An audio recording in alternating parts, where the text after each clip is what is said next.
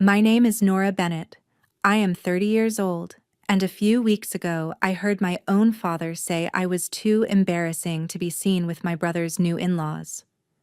I was standing in the hallway, holding a mug of coffee, when his voice cut through the air from the living room. "Your brother's in-laws are elite. You'll humiliate us. Do you understand, Nora? Don't ruin this." He said it like I was a problem to be managed, not his daughter. My brother had just gotten engaged to a millionaire heir, the kind of woman you see in glossy hotel magazines, and suddenly, my messy data nerd life in Austin was a threat to their shiny new image.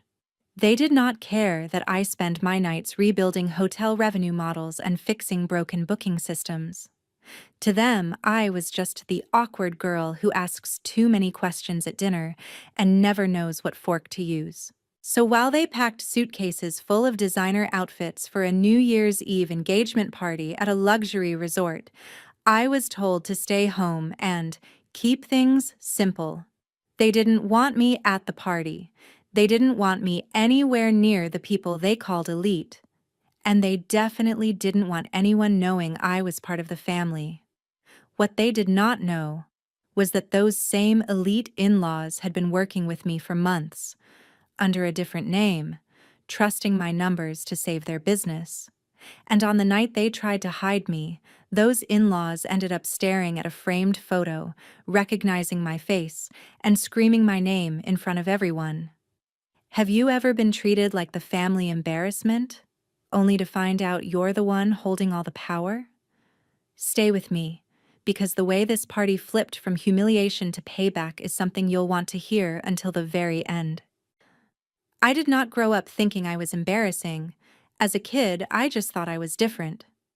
While other kids at our family barbecues ran around the yard, I was the one sitting at the plastic table, counting how many hot dogs people took, and wondering why Uncle Mike always left early. I asked questions that made adults uncomfortable.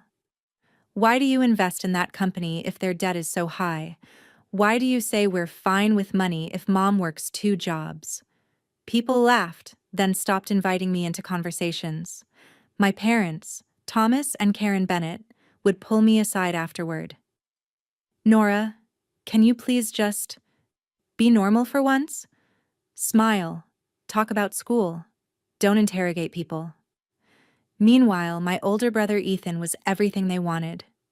He knew exactly when to laugh, when to compliment someone's watch, when to ask about golf. At his high school graduation dinner, I remember standing too close to the waiter, asking about tips and wages, and bumping into a tray of marinara sauce. Red splattered all over a guest's white dress. The whole table went silent. My mother's face turned the color of that sauce. Thomas grabbed my arm so hard it hurt and hissed, "This is exactly what I mean. You don't belong in these settings." After that, I stopped trying to fit in at their kind of party. Instead, I buried myself in numbers. In high school, I taught myself spreadsheets for fun. In college, while other people were posting pictures from frat parties, I was running A/B tests on website layouts for a tiny bed and breakfast that couldn't afford a real agency. I studied business analytics and computer science, discovering that I could take messy data and turn it into clean answers. Hotels and guest houses started coming to me with the same problem. Too many empty rooms, not enough guests. I would sit in my tiny dorm room, staring at charts at 3 in the morning, tweaking prices and ad strategies until the graphs finally turned upward. Back home in the suburbs of Austin, though, none of that mattered. When I mentioned landing my first client, my mother smiled politely and said, "So, you're still doing that online thing?" My dad waved it off. "It's just temporary. She'll get a real job eventually." Ethan, on the other hand, went straight into law after college, joined a corporate firm, and instantly became the golden boy again. My parents introduced him to everyone as our future partner at a big firm in Dallas, our pride and joy. When I showed up to family dinners in jeans after a 12-hour day consulting for 3 small hotels at once, my mother whispered, Could you at least pretend you're not working from your bedroom? At some point, something in me snapped. If they were never going to see my value in the room, I would build it quietly outside the room. I registered my own small consulting business, Bennett Analytics, and started saying no when my parents tried to drag me to parties where I knew I would be the punchline. I chose data over dinner tables, dashboards over polite small talk. And while they were busy polishing Ethan's image, I was slowly learning something they had no idea about. In the right hands, numbers can change the fate of an entire company. The question was, what would happen the day my numbers collided with their obsession over status? The first time Harrington and Vale came into my life, it was because someone else was desperate. I was in my apartment one sticky Austin afternoon, half asleep over a spreadsheet, when an email popped up with the subject line, "Urgent. Mid-size resort chain in trouble. Can you help?" A small agency I had freelanced for before was panicking. They had a client whose bookings had crashed after the pandemic, a luxury brand with big marketing budgets and even bigger expectations. They needed someone who could make sense of the mess, fast.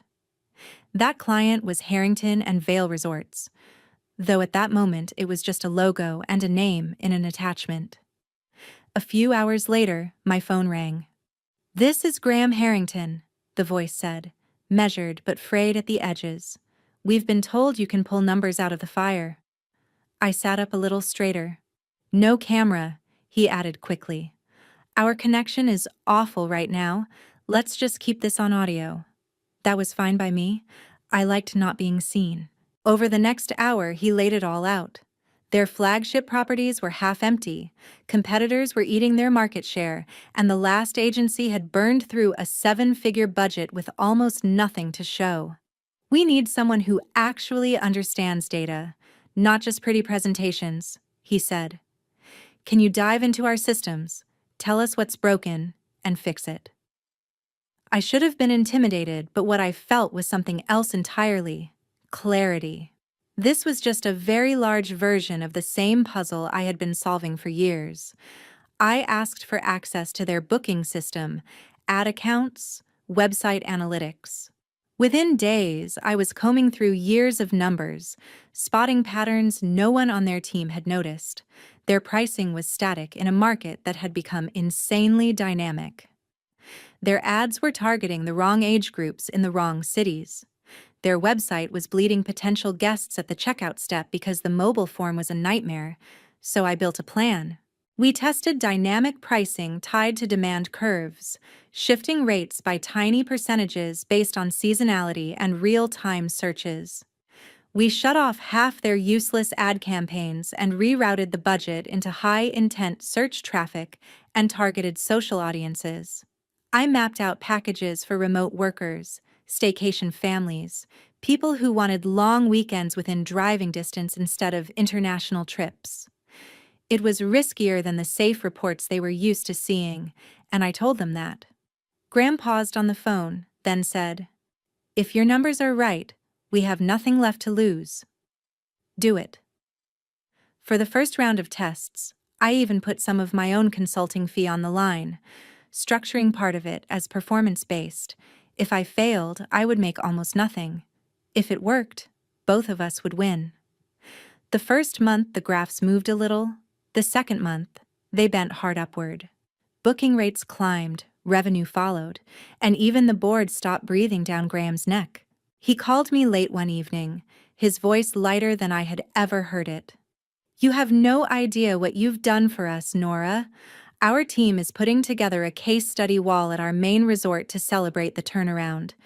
We want your face on it, your name, everything." I laughed and told him I preferred to stay behind the scenes, but I sent over a professional headshot anyway, just in case they insisted. On the internal mock-up they emailed me. My photo sat there in a gold frame with the caption, "Data and Growth Strategist, Nora Bennett." I closed the file before I could think too much about it. To me, it was just one more quiet win no one at home needed to know about. What I didn't realize then was that the same revived resort chain would soon host a glittering charity gala.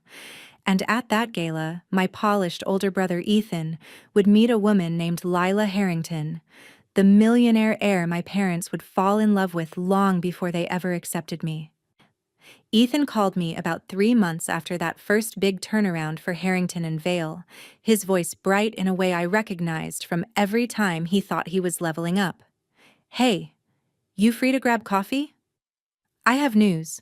We met at a sleek spot downtown, the kind of place with concrete floors and overpriced cortados. He walked in wearing a tailored suit even though it was a Saturday, that easy smile plastered on his face.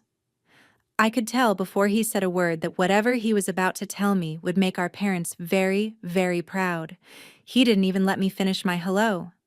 "I'm engaged," he said, dropping the word between us like a trophy. "To Lila.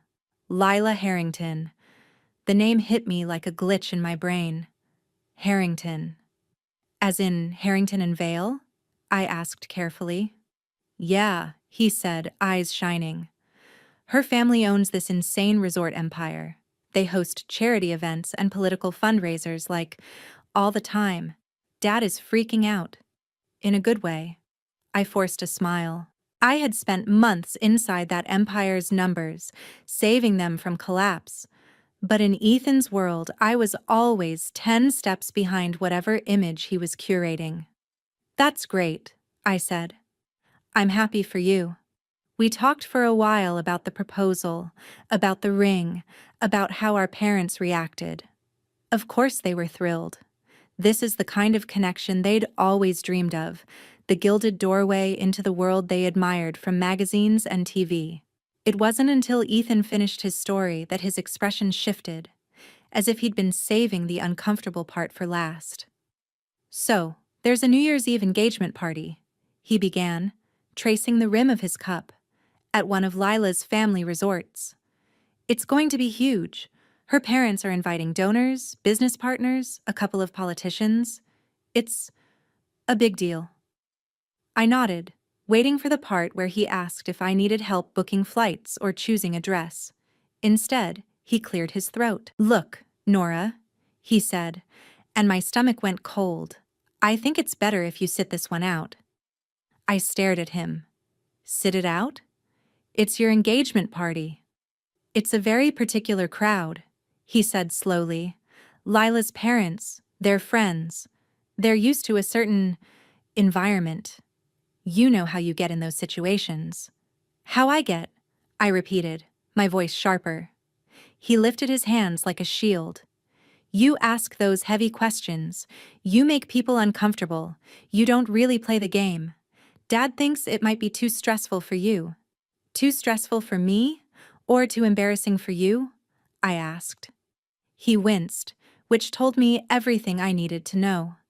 "Ethan, I work with hotels and resorts for a living," I wanted to say. "I know more about the kind of people you're trying to impress than you do." But he just kept talking. "We only get one shot at a first impression with Lila's family. They're elite, Nora. They're used to certain manners, certain optics. Mom and Dad are already nervous. They think it's safer if you don't come." Safer.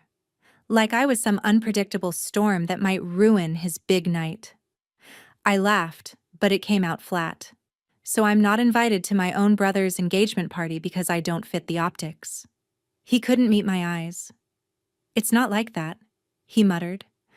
"We'll have a smaller family dinner later, just us. You know I love you, right? You know this is just strategy." When I got home, my parents were in the living room, voices low and urgent. I stopped in the hallway, unseen. "Your brother's in-laws are elite," Dad was saying. "We can't risk Nora rambling about money or calling out someone's business model. She'll humiliate us." Karen sighed. "She doesn't mean to, Tom. But this could be Ethan's doorway into something better. We can't let her ruin it." The words landed harder than any physical slap. Upstairs, my laptop was still open on a dashboard from Harrington and Vale, the same logo that would be embossed on the invitations to Ethan's New Year's Eve celebration. They were terrified I would embarrass them in front of the very people whose fortunes I'd helped rebuild. I closed my eyes and took a slow breath. Fine, I thought. If they want to hide me, let them. They have no idea how small their version of this story really is. They think this party is about optics. They don't realize that somewhere, in the middle of all that champagne and glitter, my name is already hanging on their in-laws' walls, waiting to blow their perfect little strategy apart. New Year's Eve came faster than I wanted it to. The week between Christmas and the 31st felt like limbo, like the world was holding its breath. My parents were buzzing around the house, talking about flights and outfits and what gift would be appropriate for the Harringtons. Ethan sent me a picture of the invitation once, all gold foil and embossed logos. "Wish you could come," he wrote, as if that decision had not been made very deliberately without me. On the morning of the party, I watched them leave for the airport in their best clothes. My mother in a new dress she absolutely could not afford without putting something on a credit card. My father adjusting a tie he had bought on sale but pretended was designer. They waved, and I waved back from the doorway, the dutiful daughter who had been told to stay home for her own good. When the Uber pulled away, the house went quiet in a way that felt like a weight pressing on my chest. That night, Austin glittered with fireworks and rooftop parties, but I stayed in my apartment with takeout and my laptop open on the coffee table. I tried turning on a movie, but my phone kept lighting up. Photos from my mother of the resort lobby, dripping in chandeliers. Videos from Ethan of champagne towers, a live band. Lila walking down a grand staircase in a silver gown like she had stepped out of a magazine. In one clip, I could hear my dad in the background telling someone, "That's my son up there. He's marrying into the Harrington family." I stared at the screen until the images blurred. They were inside the world they had always worshipped, and they had done everything possible to make sure I was nowhere near it. So I closed the photos and opened a different window. The analytics dashboard for Harrington and Vale's year-end performance. Real-time booking numbers flickered across the screen, rows of data reflecting reservations pouring into the same brand my brother was celebrating with. While they smiled for pictures, I watched occupancy rates climb and revenue bars fill in. The lines I had helped bend upward, turning into bonuses and holiday parties for people who would never know my name. An email notification popped up in the corner of my screen. Subject line, year-end update, and a special request. It was from Graham Harrington. I clicked it open, half expecting a brief thank you and a spreadsheet. Instead, he had written a full paragraph about how transformative the past year had been, how the board had gone from panic to cautious optimism to open excitement. "You didn't just tweak a few ads, Nora," he wrote. "You changed the way we understand our business. We want to honor that properly." There was an attachment at the bottom of the email, labeled Concept Wall of Innovation JPG. When I opened it, my breath caught. It was a mock-up of the entrance to one of their flagship resorts, a long wall lined with framed case studies. Each frame had a photo, a title, a short description of the project.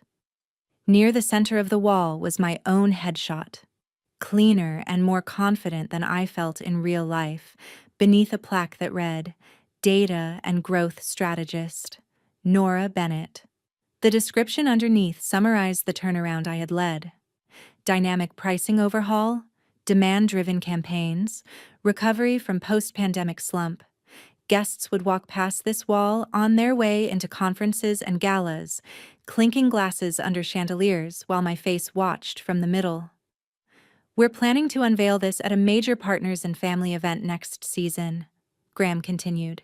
"We'd love to finally meet you in person, introduce you to some of the people whose jobs you helped save." My fingers hovered over the keyboard. On my phone, another photo came in from my mother. Ethan and Lila cuddled together under a shower of confetti, my parents blurred in the background, eyes shining. I imagined that somewhere, not far from where they were posing, that wall might eventually exist, my framed photo silently contradicting every story they'd told about me being a disappointment. How ironic would it be if the place they were so desperate to shield from my presence ended up being the one place that insisted on putting my face front and center? I replied to Graham with a simple, professional yes, told him I'd be honored to attend when the time came. Then I set my phone face down, leaned back on my couch, and listened to the distant echo of fireworks outside. They thought they had erased me from this night, that they'd finally found a world high enough that I couldn't reach it.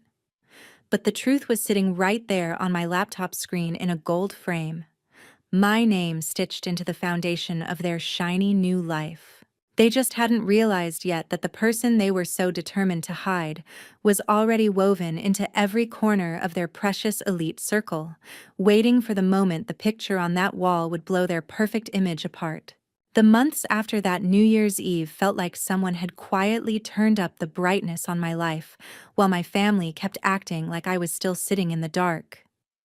Harrington and Vale signed a long-term contract, then another, pulling me into meetings about expansion, new properties, even acquisitions. I was suddenly on late-night calls about opening resorts in California and the Caribbean, running simulations on what would happen if they shifted their entire pricing structure for shoulder season. My days blurred into dashboards and strategy decks, the kind of work people in my world dream about. My bank account felt it too. I swapped my old hatchback for a reliable hybrid, finally fixed the leak in my bathroom ceiling, and moved into a one-bedroom apartment that didn't feel like it might collapse during a thunderstorm. I did all of that quietly. No big announcements, no social media humble brags.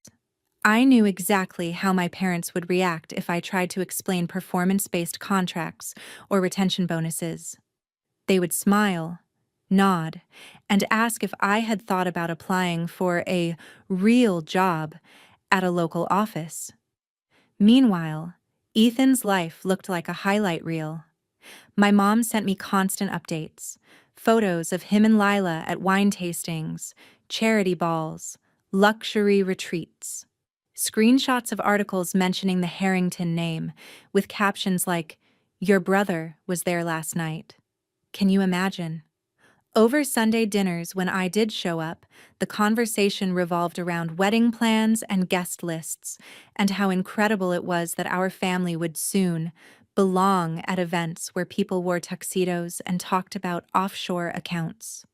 Once, over meatloaf, Ethan said, "Graham is bringing in some kind of genius consultant for their new data strategy. Guy's basically a wizard with numbers. If I play this right, I could end up working on some of those deals." I took a slow sip of water to hide my reaction. Mom looked impressed. "See, that's the kind of company you want to be around," she said. "People who know how to make things happen." I wondered what she would say if I told her the so-called wizard had spent that morning arguing with Graham about whether we should cap occupancy during certain holidays to protect long-term brand value, and that wizard was me. But I didn't say anything. Let them talk about proximity to power. I was busy building it. One afternoon in early fall, an email came in from Graham's assistant that made me sit up straighter. "We're finalizing details for the Partners and Family Gala at our Miami flagship," she wrote. "It's both a celebration of this year's turnaround and an engagement gala for Ms. Lila Harrington and Mr. Ethan Bennett. Graham and Celeste are especially excited to honor you that evening. They'd like you front and center when we unveil the Wall of Innovation." Attached was the official invitation, embossed and heavy even through the screen. My name was printed near the top of the guest list, under a section labeled Strategic Partners. My brother's name sat lower under Family of the Groom. For a second, I just stared. I hadn't heard from my parents yet about this event, but I could already imagine the conversation. They'd brag about being invited to an ultra-exclusive New Year's gala at Lila's favorite resort. They'd talk about how limited the guest list was, how only the right people were allowed in. And somewhere between the speeches and the champagne, they'd plan to quietly keep me out of the picture again. The difference this time was simple. The Harringtons were not inviting me as Ethan's awkward sister. They were inviting me as the person who had changed the trajectory of their business. I called Graham to confirm details, keeping my voice steady. He sounded genuinely excited. "We've been telling everyone about you," he said. "I can't wait to see their faces when they realize the person behind those numbers is real." I hung up, leaned back in my chair, and let the irony sink in. My family had spent an entire year trying to manage me out of their perfect narrative, convinced I would embarrass them in front of their elite in-laws. But at this party, in that glittering resort, there would be no hiding me. My face would be waiting for them the moment they walked through the door, framed in gold, my name etched in metal. They thought they were climbing into a world where I didn't belong. They were about to find out that world had been mine long before they ever stepped into it. The Harrington flagship in Miami looked exactly like the kind of place my parents fantasized about when they flipped through glossy magazines. Marble floors, towering palms in oversized planters, the kind of floral arrangements that probably cost more than my first car. The night of the gala, the air was warm and humming with money. Staff in crisp uniforms moved like choreography, guiding guests toward the grand ballroom. I arrived early, as requested, not as Ethan's sister, but as one of the strategic partners. A coordinator handed me a badge with my name printed in clean black letters. Nora Bennett, Data and Growth Strategist. Seeing it made something twist in my chest. For once, my identity wasn't being minimized into, "she does something online." Inside the foyer, the wall of innovation stretched along one side, just like the mock-up. Gold frames, soft lighting, each case study telling a piece of the company's survival story. My frame sat near the center, my photo, my name, my work. Graham and Celeste came over, all smiles and genuine warmth. They introduced me to board members, department heads, people whose livelihoods were tied to decisions I had helped shape. For the first hour, I forgot about my family entirely. I talked numbers and future plans and laughed at a CFO's joke about forecasting. I was in my element. Then I heard my mother's voice. It floated in from the lobby, high and nervous. "Oh, this place is... wow. Ethan, look at that chandelier." I turned just enough to see them enter. My dad in a suit that suddenly looked cheaper under the chandeliers, my mom clutching a clutch bag like it might run away. Ethan and Lila walking ahead like they belonged there. My instinct was to shrink back, to move behind someone taller, but the staff had already been trained on who I was. One of them stepped forward, smiling at me. "Ms. Bennett, can we get you near the wall? Mr. Harrington wants you close for the announcement." So instead of hiding, I found myself standing just a few feet from my own framed photo as my family crossed the foyer. They didn't see me at first. Their eyes were on the decor, the people, the promise of what this night meant for them. Celeste gently tapped her champagne glass, calling for a bit of attention. Guests turned toward her, conversations softening to a hush. "Thank you all for being here," she began, her voice clear. "Tonight is about family and partnership, about the people who held this company up when things looked impossible." She gestured toward the wall. "Over the last year, we built this to remind ourselves that numbers are not just charts. They're people. People who changed everything when we needed it most." She stepped closer to my frame, smiling. "One of those people is someone very dear to us now." She pointed right at my photo. "This is Nora Bennett." The floor seemed to tilt for a second. My parents froze mid-sentence. Ethan's head snapped toward the sound of my name. Celeste read the plaque out loud. "Data and Growth Strategist, the mind behind the turnaround that kept these resorts alive when travel was at its worst. You have no idea how often we've said her name this year." She turned, following the line from the frame to where I stood. Then her eyes went wide, like she'd just solved a puzzle she hadn't realized was there. "Nora," she said, And then louder, full of delight. Nora Bennett! You're here. You're Ethan's sister? Heads swiveled. Dozens of people turned to look at me, then at Ethan, then at my parents. The silence that followed said more than any speech. Graham stepped up beside Celeste, his gaze landing on my family with professional politeness that had just turned sharp. "You never told us your daughter was our Nora," he said to my parents. Thomas opened his mouth, shut it, looked like he wanted to melt into the marble. My mom stammered, We didn't realize you knew her like that. She does some kind of computer work. We didn't think it was, important for tonight." A few nearby guests exchanged looks. Graham's jaw tightened just enough for me to catch it. "Important?" he repeated. "Without her, this party doesn't happen. This building doesn't stay this full. Half the people in this room would be updating their resumes." Celeste laughed lightly, trying to soften the tension, but her words carried weight. "We've been bragging about her for months," she said. "I can't imagine hiding someone like Nora." Ethan's face went pale. He looked at me like I had betrayed him simply by existing. "Nora," he said under his breath when he finally reached me, "you didn't tell me you were working with them." I held his gaze. "You didn't ask," I replied. Later, away from the crowd, my parents cornered me in a quiet hallway. My mom's voice shook. "You made us look like fools," she whispered. "We had no idea." I cut her off gently. That I mattered to them? That my work mattered? Or that your embarrassing daughter became the person propping up your precious in-law's empire? My dad tried to recover his authority. "You could have warned us, Nora. We would have prepared differently." I almost laughed. "Prepared how? By inviting me this time? By pretending you were proud?"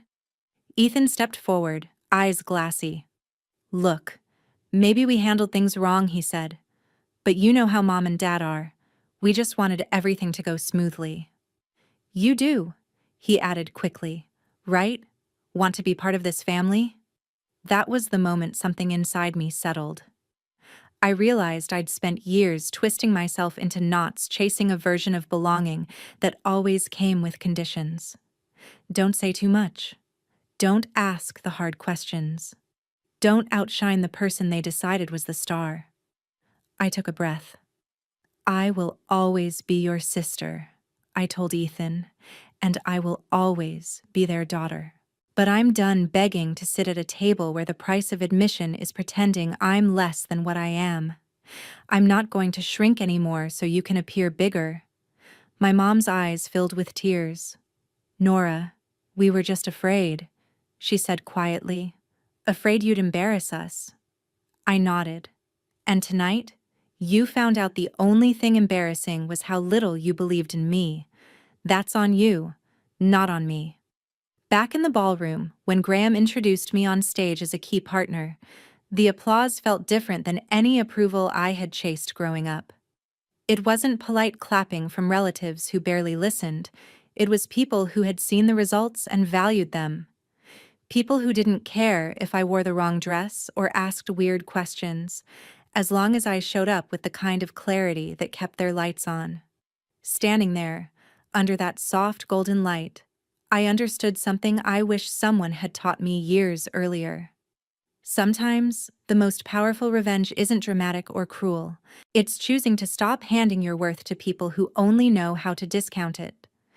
It's letting your success speak in rooms where they never thought your voice would be heard, and refusing to dim yourself just so insecure people can feel tall. If your family has ever made you feel like the embarrassing one, the extra one, the one who needs to be hidden so they can look good, I want you to hear this. Their inability to see your value does not erase the value itself. You are allowed to build a life that honors who you are, even if that means creating distance from the people who taught you to doubt it. You're allowed to love them and still say no when their expectations crush you. In the end, my parents had to walk past that framed photo of me every time they moved through the resort that night. my name etched into the wall of the world they worshipped. They were the ones shrinking, avoiding eye contact, rehearsing apologies. I just kept walking, shoulders back, finally understanding that the real glow-up wasn't getting accepted by them. It was learning to accept myself first. And if you've ever been the one they tried to hide, I hope my story reminds you that you're not alone. Tell me in the comments if you've ever had to distance yourself from people who didn't see your worth. Maybe your story will be the thing that helps someone else finally stand up for theirs.